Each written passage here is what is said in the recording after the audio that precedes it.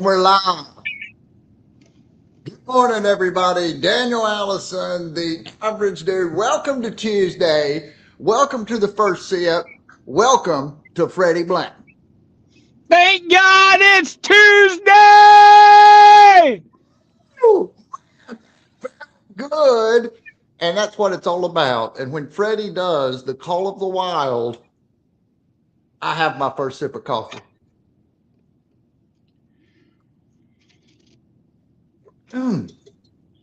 One more. I like the fact that you carry that big thermos of coffee. You'll never run out of coffee with that big old thermos like that. How you feeling? Maybe by about 8. Today it may be 9:15. I'll be out of 9:15. coffee at 9:15. Yeah. Yeah, it's nice to have that cup of coffee. You do some things, you go back into the car, you have another sip. It's kind of a cool deal, isn't it? Yeah, it's great. You were asking me how I feel. I feel good. I got up this morning, went to F3. I had a light workout. It was just good enough to work up a sweat. What? Now I had the queue this morning. Oh yeah, that's right. And I'm sorry that you didn't get you. I am sorry that you didn't push yourself as hard as I gave you the opportunity to get to for you to do. Well, I will tell you this. We talk about why that's a growth opportunity. And this morning, I grew. Yeah. Well, we had 30 people. We had 30 people of all sorts of ages. We had new people. And when you have a lot of people, tell me what is the change that needs to happen. You said it earlier. What needs to happen when you have a big group? You have to be extremely forceful and almost guide the group like you're guiding a group of children. It has to be that basic. Yeah, very basic, very loud, very authoritative, right? Yeah. All the things, if you're feeling somewhat insecure or if it's a new world for you, just out of your element, it's very hard to get authoritative. It's hard to get control, but we made it through it. And that's the whole point of doing things like this. We do hard things, we grow, we learn from it. And then we talk about it with our friends on First Sip. Let's see who's here this morning. Joe is on the bus. Good morning, Joe. Great to have you. What do you see, Fred? You see Fred? You see in the comment? I see 3 exclamation points. I know. I love Joe's energy. He's here. He's here daily. We appreciate you, Joe. There's David Turner, DT in the house. Let's go. This guy, he keeps talking about coming to South Carolina. I don't believe he's ever going to do it, Fred. Well, how could he? He's traveling all over the US of A, talking to different people. I know, interviewing people, setting up that camera. I've seen him just grow with the questions that he asks, his confidence. Talk about doing something on a regular basis. The more you do it, the more confident you get, don't you? Yeah, well, I feel like 2 or 3 years ago, he was pushing the lawnmower, wasn't he? Now he's like none of the huge podcast in the manufacturing world. Man just decided to do it and did it. Yes, he did it and does a great job with it and keeps growing and I love to see it. Good dude too, good human being.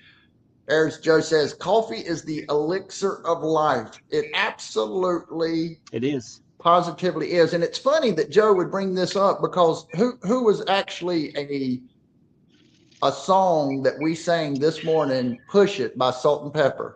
Push it real good. Love the faith, fellowship, and fitness.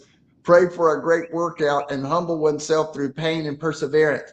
Joe, I can't believe that I did not think that I would hear Salt and Pepper Push It twice today. We did it in the workout, and now we got it on the bus. Can you believe that? I mean, what are the chances, Freddie Blanton? You played that song today? I did. Huh. Never heard it. You never heard it? Never heard it. When we went to the Denny's building to get a little breeze, you remember I took everybody there, and that's where we played it. So maybe you were doing the run before you got back around. We have a guest this morning, Freddie Blanton, and I'm really super excited about talking to him. And I don't know what time he's going to be here, but I do want to ask you this before he gets here. I want to ask you, what is kindness? That's a tough one, man. I'm going to ask him too. It's a tough one to explain. Yeah. Right. Would you consider kindness still to this day opening the door for people, saying thank you? If somebody drops something, you pick it up for them. Yeah. A nice word. Oh, that shirt looks great on you. Is that kindness? I think that is kindness. I don't know that. I think we're going to get a lot. I hope we get a lot of different answers on what kindness is today as we talk about it, because I think I love those that you talked about. My mom, my mom's mom, she would not let me as a kid. She was very strict on yes, ma'am, and no, ma'am. Oh yeah. And I am so glad that she was, because I never lost that. And one of the things about the human being game that we talk about so much, job interviews, interacting at networking events, whatever it is you're doing, showing good manners, being kind in that kind of way. Yes, ma'am, no, ma'am, holding the door, treating everybody like a human being. My goodness, that's the way you move the ball in a lot of situations. Yeah, and my father-in-law's kind of been in and out of the hospital and some rehab centers lately, and you can see when you have a nurse who is not so kind, and then a nurse who is kind. The approach, the words, the patience. It makes a difference. You can see it. You can see it, and you can feel it. It's in the air. When someone wants to be kind, it generally is in the air. Now something that I do want to mention, I talked a little bit about it at F3, but I've been thinking about it. We always say everybody's been going through something. Everybody is going through something called life. And it's either hard right now, or it was hard previously, or it's going to be hard in the future. But it's hard. And so yeah, there you go. Our guest just showed up, Freddie Blanton. Oh yeah. We get to ask a real expert about this very topic, and I'm excited about it. What are you thinking? I'm thinking that was kind of him to make it. I am too. Kind of him to show up. It's because he has a morning show, for goodness sakes. And I know Freddie can't see the comments, so I'm going to get in here. I am going to find out who is here. And we've got Joe. We got Paul Pappy is on the bus. Good morning, ladies and gents. Great to see. There's Matthew. He's telling me I'm here. Y'all quit talking. I'm ready to talk about kindness. Goodness sakes. Kindness, Paul Pappy is who I was thinking about. I wanted these definitions before we get mine on. Kindness is the skeleton key to all connection. I like that. And man, how important is that? Connecting with human beings, no matter what you're doing, good thing. Julie Tadaro is here. Good morning, kindness, all caps and an exclamation mark. Let's see what Joe says about kindness. Kindness is love, made visible in action, seeing another person clearly, feeling their need in your heart and responding with patience, respect, and care. Aretha Franklin saying respect. I like it. JK, kindness is where empathy meets action. Good stuff. But now we're going to talk to somebody that really knows something about it. And I'm going to read this little introduction, and then we're going to meet Matthew Ralph.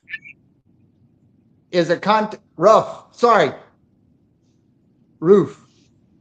Got it. Matthew Roof. Sorry, Matt. I knew that I should have looked at that. Matthew Roof is a content creator and professional communicator, best known for hosting the live stream Kindness Rising. He focuses on themes of personal growth, mindset, authentic personal and professional connection. He is an active voice in the Mornings in the Lab Network, where he advocates for a philosophy of uncommon kindness. Uncommon kindness. I like that. An approach that emphasizes accountability, high standards, and genuine relationship building in the modern digital workplace. I love it all. Matthew Roof, welcome to the show. Good morning, everyone. Thank you so much for having me. I'm honored. Of course, Daniel. I appreciate you so much. I've enjoyed getting on the bus and following along. I see and hear kindness in your show every day, whether people know what the official definition is or not. You demonstrate it. You demonstrate it by showing up. You demonstrate it by listening and sharing and caring. And that's why I love coming to First Sip. Well, I can't wait to get. Yeah, thank you for that. Thank you for that. And we love it when you show up. You always add comments. You add energy to our show, and that's what it's all about, right? We just wanted to do something to make everybody feel a little better in the mornings. Exactly. And so we are on the same bus, maybe at least on the same road, maybe on different buses. I do it at 7:30. I do it 7:30 a.m. every single weekday morning. I've been doing it. Friday will be exactly 1 year, 260 episodes. I have not missed a day. 7:30 a.m. You can count on me. Christmas morning, my birthday, days when my kids are sick, whatever, 7:30 a.m. I show up, and it's become my accountability. And that's when I talk about that uncommon part of the kindness. Is two things. It's accountability kindness, but also kindness is not necessarily soft. And that's the message that I want to. That's what I want to deliver, is that kindness. So the word kindness, let's start with that. The word kindness, the root of the word kindness, K-I-N, kin. You are me, I am you. I see something in you that I understand in myself. And that's where my whole foundation is based on this. Every single person that I encounter, there's something that I connect with them on, no matter color, race, where they were born, whatever. I know, because we are human and we are made of the same thing. We are kin. So that's where the kindness comes from for me. Is that where kinship comes from also? That root, I am not a linguistic expert, but that root K-I-N means I see something in you. You are part of me, and I am part of you. No, I think it's such a big deal, though, because when we feel seen and when we're attempting to see someone else, that's exactly how we connect. Exactly. And if we don't feel seen, then no connection, and that's never good. Exactly. Seen and heard. Heard is a huge part of it, right? Seen, I recognize you.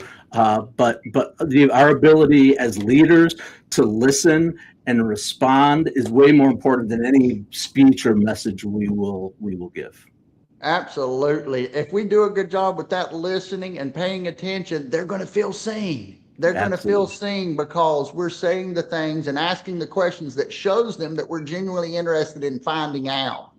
But before we talk a little more and dive deeper into kindness, we want to hear your story, Matt. Sure. We want to know what you did early on. I know you were in the healthcare industry and you had a successful career there. So why are we doing content creation and trying to get everybody to be a little more kind now? I really appreciate that question. It's awesome. Yes. So the answer is I'm moving into the direction, continuing to grow into my second career, following 30 years of corporate healthcare, leading teams, executive level leadership in traditional healthcare operations, hospitals, health systems, physician practices, that kind of thing. I have a master's in health administration from George Washington University, 30 years of experience. And then in 2020, I'm 54. I'm a man of a certain age. And then in in 2021, it was over. It was done. The pandemic. I worked my butt off during the pandemic. I slept in my office. I watched people live and die. And I said, I've done my job, that part of the job, that giving part of the job. Now it's time for me to find something for myself. And what inspired this change, this particular change, not the kindness change, the change from traditional hospital healthcare administration budgets and teams and all that stuff into digital and media marketing, was an experience that I had a few years ago. My father passed away in 2017. He lived a long, a great life, absolutely. But of course, there was boxes of stuff. So we went through the boxes of stuff, and in that box, I found an orange cassette tape, an audio cassette tape, 60-minute. You might remember them. Many people do. And I popped it in an old tape recorder that I had. One of those old little boxes with the blue, the black, and red buttons, and press them both at the same time to record. And everybody knows those, right? Oh, yeah. On that tape, I calculated it was from 1982. Was a 10-year-old me. I was recording DJ. I was like pretending I was a DJ, making up advertisements, playing a game show with myself where I was the host and the contestants. And the experience, I mean, talk about a cathartic experience to hear yourself 30 years earlier, 40 years earlier. Where was that? Where's that? I didn't feel that when I was sleeping in my office during the pandemic. Right. Yeah. So I'm like, this is it. This is the message. So I love that. I love that, Matt. Sorry, I know I'm rambling. I leaned into digital media. I'm like, we're at this amazing time of technology. Again, accelerated by the pandemic. This wouldn't have happened if the pandemic didn't happen, right? None of this technology would have happened. I'm like, here's my sign. Yeah. And Fred, you got a question for Matt. We want to get Fred in here. Yeah, Freddie, so let's say somebody don't stumble across an old tape. How can they find that childhood curiosity or desire to be something? Oh, that is a wonderful, wonderful question. One that hasn't been posed to me before. I mean, I know for me, I lean into and look at, I mean, trust me, I've been through therapy. I've been through coaching. I've been through all that stuff, right? Reaching out and asking for help. Help me find it. First of all, it starts with self-awareness. Am I living my true self, right? And after the pandemic, and I walked away from a job. I said it was an amicable split, and I just said, I got to go figure something else out. And that period of time was a period of self-study, looking inside myself, looking for where it was. The tape happened. I started working with a coach who helped me lean into this word kindness, because that has been the theme of my life. What I watched, my family, my mother, through her devotion to the world, my father through his devotion to community. So leaning into those resources is what helped me try to find it. And I'm still finding it. Trust me, there's days I'm like, what the hell am I doing? Yeah. Well, I think that can be for all of us. But what was it? Let's take us into the experience. Okay, you found the tape. That sounds like such a cool thing. I've done similar things when I was younger, right? Kind of talking into the mic. And so that's inside of you. That energy lives within you. So now you start doing the thing. You're 200 and something episodes in. Take us back to episode 1 and the feeling of doing that first episode, man. Oh gosh, actually, I actually yesterday, all week long this week, because it is my anniversary week, I'm showing clips from earlier. I'm talking about my journey and my experience. And yesterday, I showed the first 30 seconds that I ever went live. Just deer in the headlight. I was so scared. I didn't know. The sweat's pouring off of me. What if I say something wrong? What if, a troll comes in and I got to deal with that while I'm trying to deliver a message? Am I going to have enough to say? Are people going to care? All those questions. Mm-hmm. And honestly, it took, it still takes, I'm still learning every single day. And the mantra for me, at least in the first 3 or 4 months, and I would say it out loud during the show, hey guys, this is progress over perfection. Kathy, welcome into First Sip. Kathy is a loyal follower over on Kindness Rising. I asked her to come on over here and say she started going live. She's an awesome person. Kathy, thanks for that's joining. great. Meet Daniel and Freddie. They're good people too. Hey, Kathleen, great to see you here. And I'm sorry there, that kind of cut you off. I put that. I don't mind. That's why we're here. We're here building community. And if I can bring people to you and you can bring people to me, all that kind of stuff. But more importantly, that we continue to share that message and we continue to show up every day, because people do start to rely. I know that. I have built a community. I have a small handful of people who show up every day, and they're the reason I show up. Now, on top of that, I've got the droppers in and the people who join and link on and then start to build the momentum. So it's wonderful. What has that been like for you personally? It's not an easy thing. The accountability, getting up every day. If you're anything like me and Fred, it tends to keep us on our toes. I'm sure the same is true for you. Talk about that experience of accountability for you. 100%. That was actually the surprise for me. I decided to do it for a couple of reasons. One is I just needed something to do and give me something to focus on, and I'm interested and all that kind of thing. I felt like I had that something inside of me to test. I'm sorry, I've lost track of the question. That's okay. I'll tell you what, Fred, you have something on your mind where you'd like to take us? Yeah, earlier you mentioned that kindness is not always soft. Can you break down a situation where you've seen that? Absolutely. I think we all have had those situations. Anyone who's lived enough experiences, and for me, it's about hard conversations. It took me a long time to be comfortable with hard conversations. Right? I was an avoider. I was a hider. I was I'll just send an email. They'll get the message kind of guy for a while. And I can tell you that I remember a direct heart-to-heart with a physician in a practice. Hey, Adam. A direct heart-to-heart with a physician, and I was like, this is it. I listened because I didn't know what to say, right? Because I definitely tend to be verbose and get a little wordy, right? And I learned how to just sit and listen with somebody, but then also still stay on message. I knew the message I had to deliver in that, and it was not an easy message about changes that we were going to make.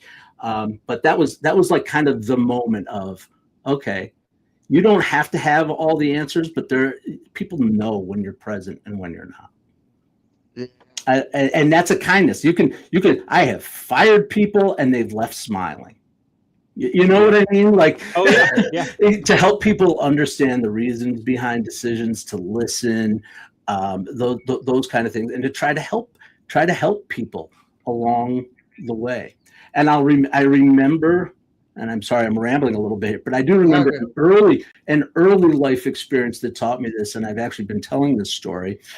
My first real management job at 28 years old. I mean, I had worked, but a true management job where I had people reporting to me. I worked in a coffee house, actually in the bottom of a bookstore in Washington, D.C., basement of a bookstore. And I was hired as the assistant manager. This is how I got myself through my master's degree. I worked through my master's degree doing this. One day I get a phone call at home, though. It's a teenager who I'd hired, and there's a problem. And it was, unfortunately, she had discovered a bottle of vodka inside of an employee's pocket in the staff. Oh, wow. Staff room. Right? This was the new employee that found that? The young employee? A 16-year-old found a 40-year-old's bottle of vodka. Oh, wow. So, yeah. I'm getting a little bit of echo here. But at that point, I had a choice, right? I had a choice to go up and fire her, get the hell out of here, blah, blah, blah, blah, blah, or I could. Hold on one second. I'm gonna mute that until Freddie gets that worked out. All right. I had a choice. I could go fire her, get out of here, I never want to see you again. Or I could say, I think you need to go home. Let's talk in the morning. Came back, talked in the morning, and had a conversation about what was going on with this person. Ended up getting them help. They didn't continue to work for us, obviously, but a moment that I had a choice to either be like, I don't care about you as a human being. You can't do this in my coffee house. Or I could say, you can't do this in our coffee house, but let's talk about where we're at and what we're doing. So to me, that's an idea of kindness isn't soft. She still got fired. She still got fired, right? That wasn't like it was a choice she made. But that's a great thing, and I think that oftentimes it sounds like you were in a leadership role. You had a position where you are having to fire someone. You are having to tell them you need to go home. And I think to your point, Matt, like what I see in you is someone that's had success. They've done a lot of things, but they also have a big heart. And you don't always put those two together. Sometimes you think, well, the higher you go, the more cutthroat you need to be. Mm-hmm. So I think that's what's interesting about your story. You had this career. You went to George Washington University, a great school, and kind of did the thing. And you said, you know what?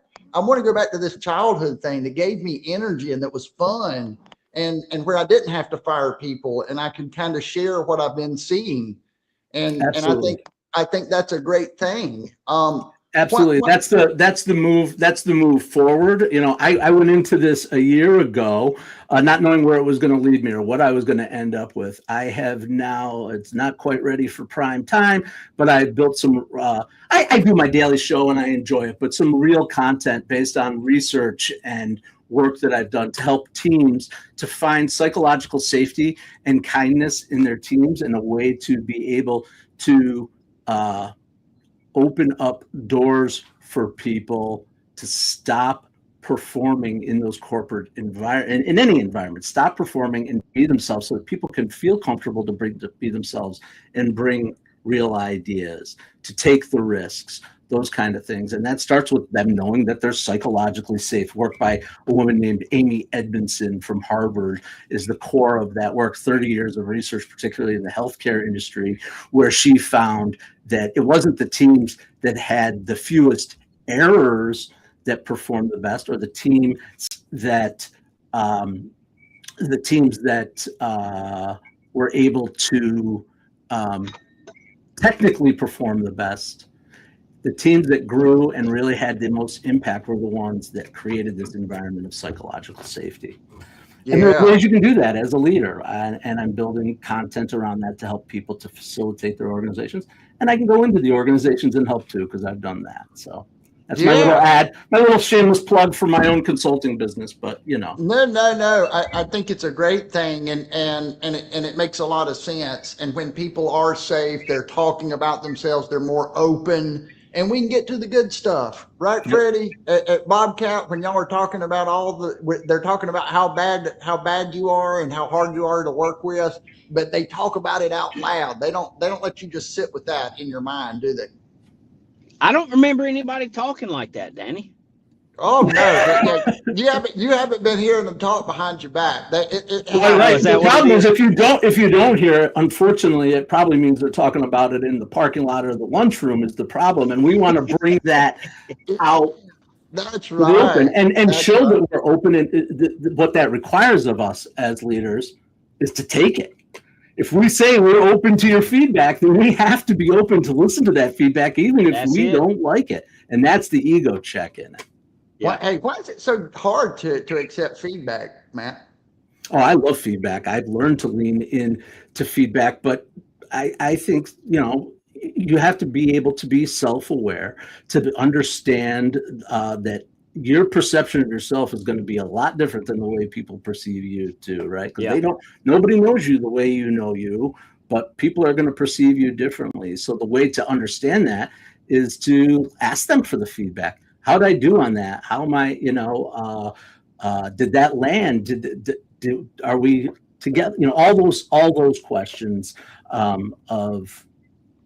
that build the foundation, and the foundation is built on trust, and that's what it is. It's a willing vulnerability, willingness to be vulnerable, to say things like, "I don't know, I don't have all the answers. What do you think?" Yeah. I've for 30 years, I've been in rooms where that happened, and I've been in rooms where it didn't. Yeah, we call it the bad mirror, right? Nobody wants to look in the mirror where the lighting's not good, that sees the bad side of the face. We want to avoid things that make us feel bad about ourselves, right? The irony is those are the things that help us grow and to become what we're going to come through, we'll break through the walls of whatever it is. The Stoic sort of philosophy, and the obstacle is the way. Those kind of philosophies, and they're true when you've lived them and you've done it. I used to read a lot of books like that and poo-poo it, be like, this is bullshit, blah blah blah, whatever, right? And then I started doing it, and I started living it, and I'm like, oh, when you have the lived experience, it becomes much easier to do. The momentum just continues. I love it. Matt, I'd love to get a final thought from you to give these bus riders what you've learned about kindness and just a message for our bus riders today. I appreciate you, Daniel. Absolutely. My message is this: every single one of us is more alike than we are different from each other. So find the connection. That connection becomes the kinship that creates kindness. That's where the connection lies, and kindness flows naturally through that when you open your heart, your eyes, your ears to others. I love it. Nice. Thanks so much for joining us this morning. And Kindness Rising starts at what time? 7:30 a.m. Eastern, Monday through Friday, every single day. I'll be there on LinkedIn, on YouTube, Facebook, and I'm thinking about moving over to X, but I haven't gotten there yet. Hey, there you go. Go see Matt and then come see me and Freddie tomorrow. Have a great day. Guys. It's been an honor Appreciate and a it, Matt. pleasure. Thank you. Thank you. See you. Bye-bye. Let's roll.